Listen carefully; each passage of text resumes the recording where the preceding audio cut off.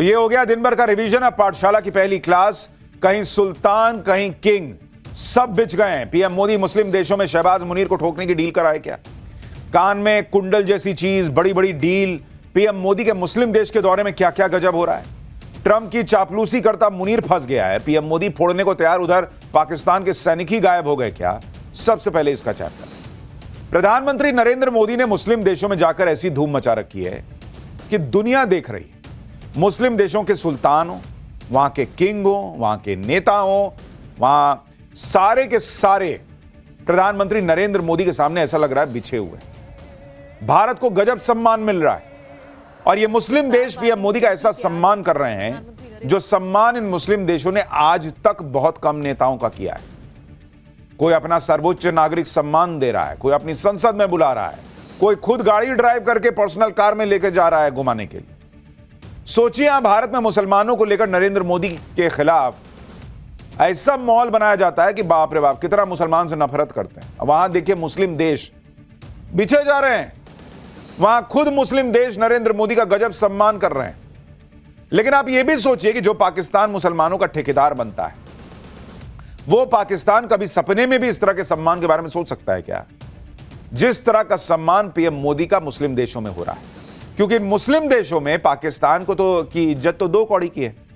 मुस्लिम brotherhood के नाम पे लोग थोड़ा बहुत देख लेते हैं, चल भाई है, लेकिन जो पाकिस्तान की हैसियत है उसको कोई इज्जत देगा नहीं। भिखारी समझकर पाकिस्तान को वहां से भगा दिया जाता है। लोग पहले ही कह चुके हैं कि भाई कितना इसको कर्जा देंगे। लेकिन अब तो पाकिस्तान के लिए और बड़ी आफत आने वाली है। आज आपको बताऊंगा कि पाकिस्तान को ठोकने के लिए क्या पीएम मोदी मुस्लिम देशों का यह दौरा कर रहे हैं, कोई बड़ी बड़ी डील करा रहे हैं। मुस्लिम देशों में पीएम मोदी के दौरे पर और क्या क्या गजब हो रहा है। आपको यह भी बताऊंगा कि मुस्लिम देशों में भिखमंगे का टैग लगवा चुका पाकिस्तान जब ट्रंप की तलवे चाटने में बिजी है, तो कैसे मुनीर इसमें भी फंस गया है, कैसे पाकिस्तान के सैनिक गायब हो गए। लेकिन मुस्लिम देशों के दौरे पर गए हुए पीएम मोदी की टाइमिंग भी बहुत इंपॉर्टेंट है। अभी ही क्यों गए, वहां क्या हो रहा है और क्यों ये मुनीर का, शहबाज शरीफ का तनाव बढ़ाने वाला दौरा है। सबसे पहले इसकी एक झलक देखिए, फिर एक एक चीज विस्तार से बताते हैं।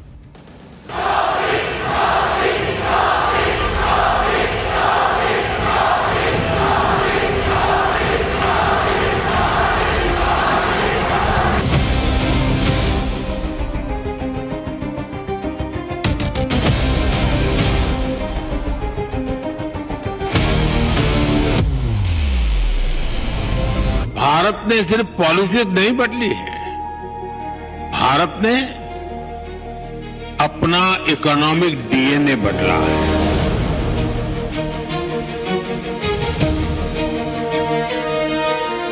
अब हम मैन्युफैक्चरिंग को आईटी की ताकत के साथ जोड़ रहे हैं और इसके पीछे की सोच वसुधैव कुटुंबकम से ही प्रेरित है।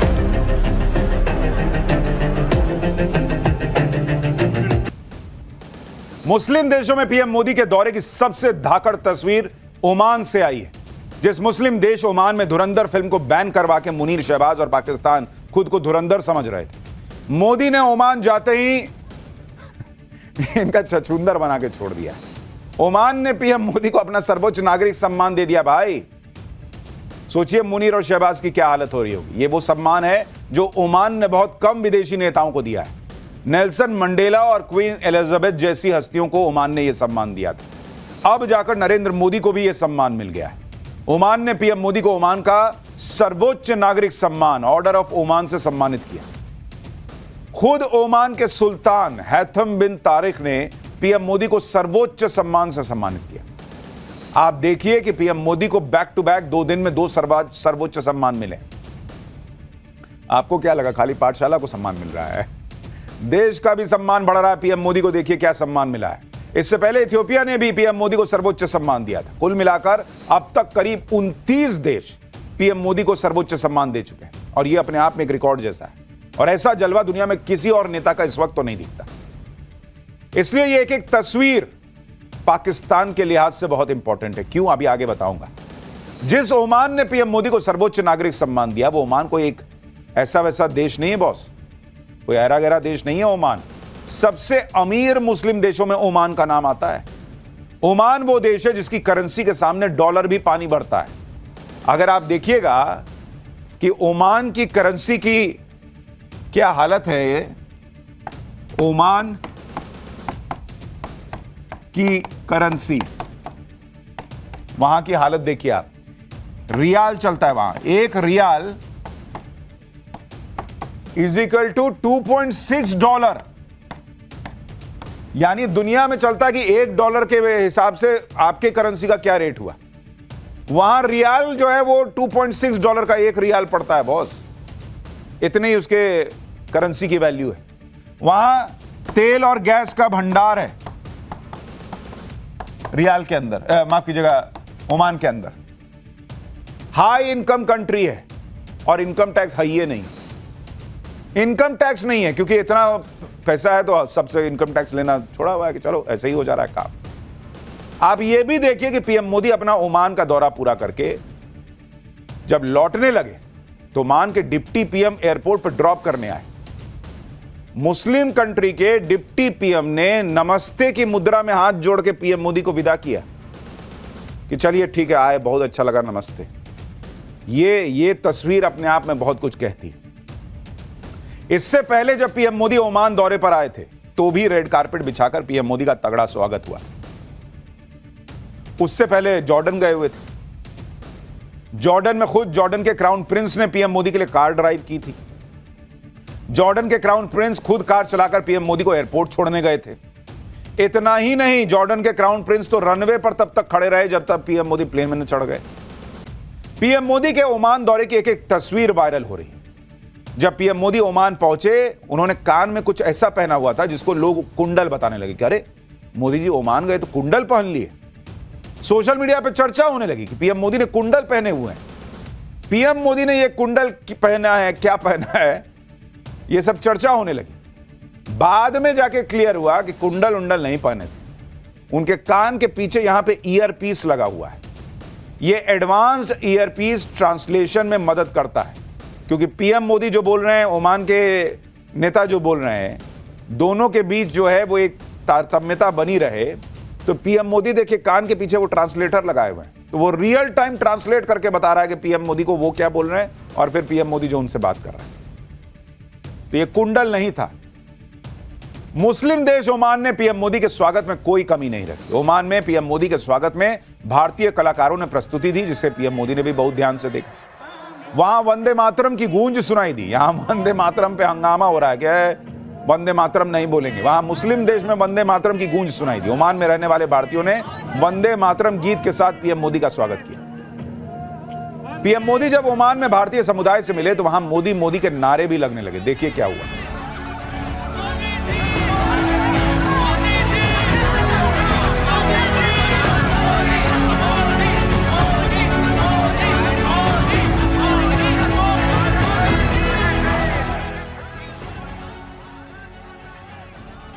ओमान में पीएम मोदी ने भारतीय समुदाय को भी संबोधित किया। जिस हॉल में पीएम मोदी का कार्यक्रम था, भाई ठसा ठस भरा हुआ था, खचा खच भरा हुआ था। पीएम मोदी से मिलने, उनके साथ सेल्फी लेने की होड़ लग गई। एक फोटो सर मेरे साथ, एक फोटो मेरे साथ, देख रहे हैं, पूरा एकदम खच खच भरा हुआ है। पीएम मोदी के लिए भारतीय समुदाय में जबरदस्त क्रेज दिखा। पीएम मोदी जब भाषण देने आए, भाई साहब मोदी मोदी होने लगा, पूरा हॉल गूंजने लगा। बोल ही नहीं पा रहे, इतना मोदी मोदी हो गया। सुनिए क्या हुआ।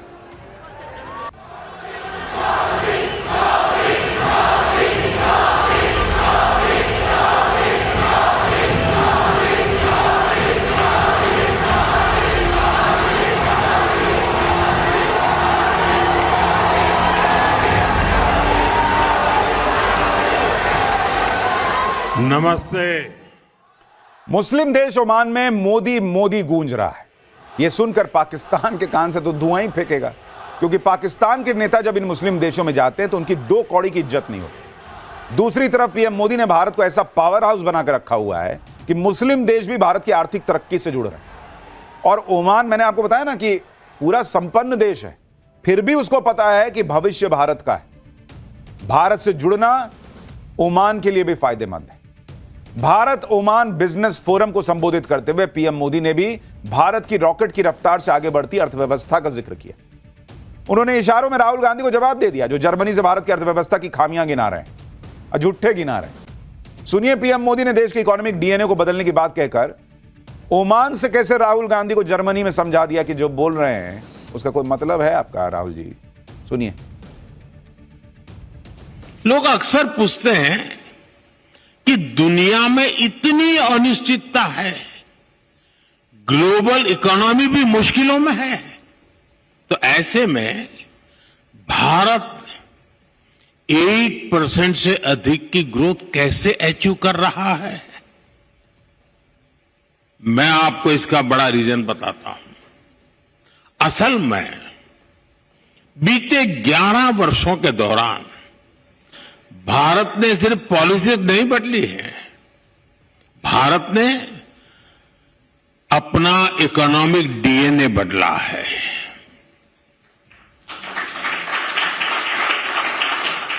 अब हम मैन्युफैक्चरिंग को आईटी की ताकत के साथ जोड़ रहे हैं और इसके पीछे की सोच वसुधैव कुटुंबकम से ही प्रेरित है।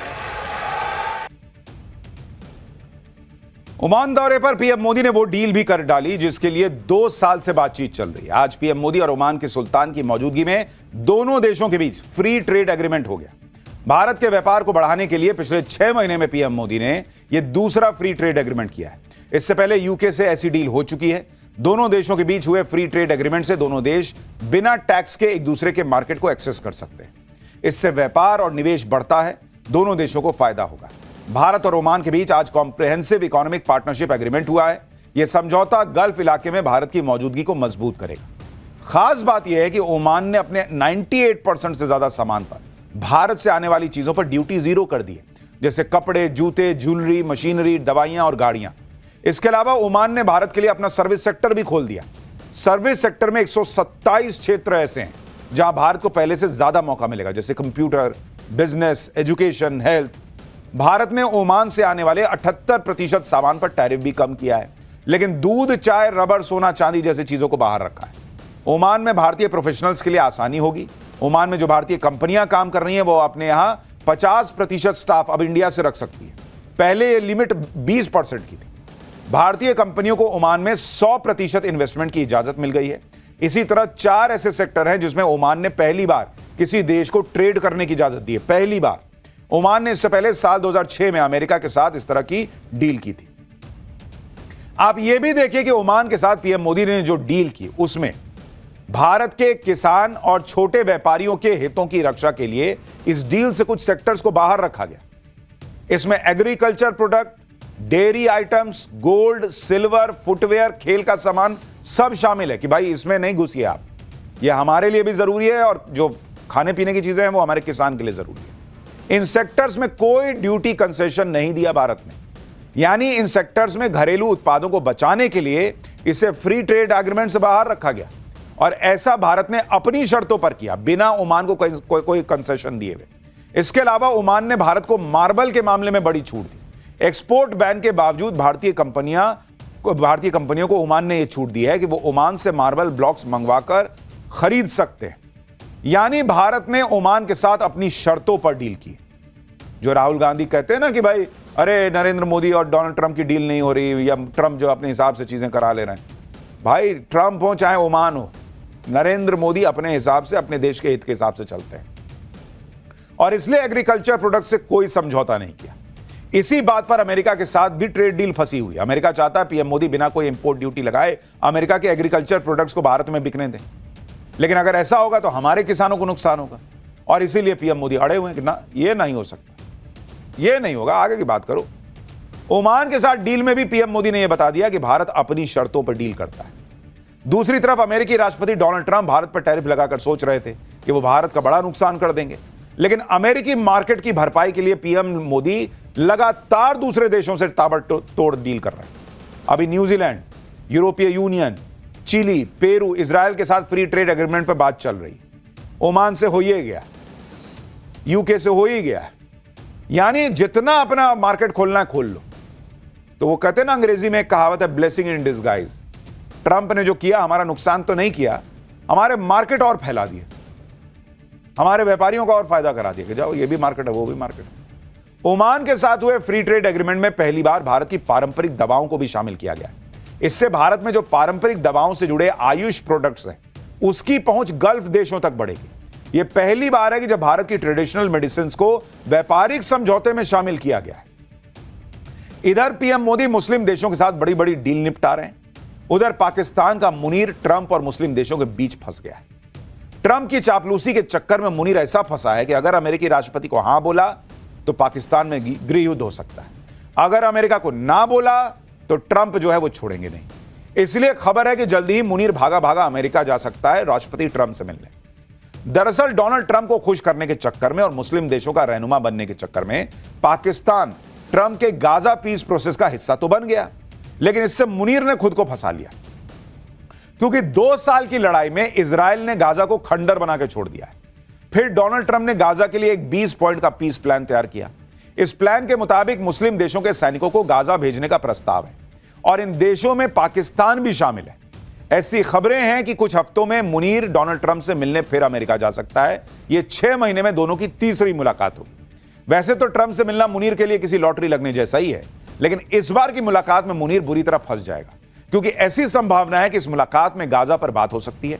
संभव है कि राष्ट्रपति डोनाल्ड ट्रंप से मुलाकात में मुनीर को गाजा में पाकिस्तान की फौज भेजने के लिए कह दिया जाए। अब डोनाल्ड ट्रंप चाहेंगे तो मुनीर कैसे इनकार कर सकता है? मुनीर को भी अपनी सेना गाजा में भेजनी पड़ेगी, लेकिन इससे मुनीर कैसे फंस जाएगा उसका ट्रेलर देखिए। ये तस्वीरें ज्यादा पुरानी नहीं है। इसी साल अक्टूबर में लाहौर से लेकर मुरीद तक भयंकर बवाल हो चुका है।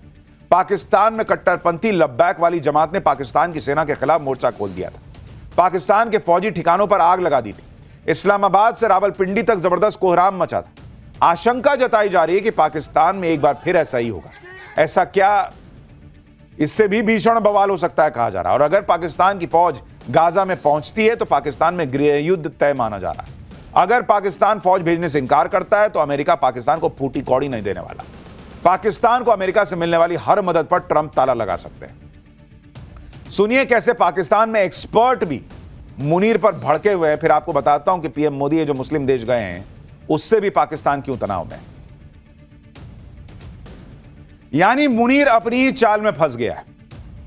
ऐसी ही गलती मुनीर ने ऑपरेशन सिंदूर के वक्त भी की थी। भारत से युद्ध में हारने के बाद भी उसकी अकल ठिकाने नहीं आई। और अब देखिए नरेंद्र मोदी जिस तरीके से मुस्लिम देशों में जा रहे हैं, वहां से शानदार रिलेशनशिप बन रही है। पाकिस्तान को तो यही भरोसा रहता है ना कि कुछ होगा तो यही मुस्लिम ब्रदरहुड के नाम पर ये मुस्लिम देश बचाने आएंगे। नरेंद्र मोदी का ये दौरा, उसकी टाइमिंग बहुत इंपॉर्टेंट है बॉस, क्योंकि कहा जा रहा है कि ऑपरेशन सिंदूर 2 कभी भी हो सकता है। ऐसे में मुस्लिम देशों में भी भारत का इस तरह से कनेक्ट बढ़ाना, उनसे ये दोस्ती दिखना, पाकिस्तान को मैसेज है कि इस बार कोई बचाने नहीं आएगा। और अब तो पाकिस्तान के सैनिक अगर गाजा चले गए तो जब यहां सैनिक थे तभी कुछ नहीं कर पाए, जब सैनिक और कम हो जाएंगे तो सोचिए क्या होगी हालत पाकिस्तान की। लेकिन यह सुधरने वाला देश है। भारत से युद्ध में हारने के बाद भी शहबाज शरीफ और मुनीर पाकिस्तान की फर्जी जीत का जश्न मना रहे थे, लेकिन अब यही फर्जी जश्न पाकिस्तान के लिए गले की फांस बन गया है।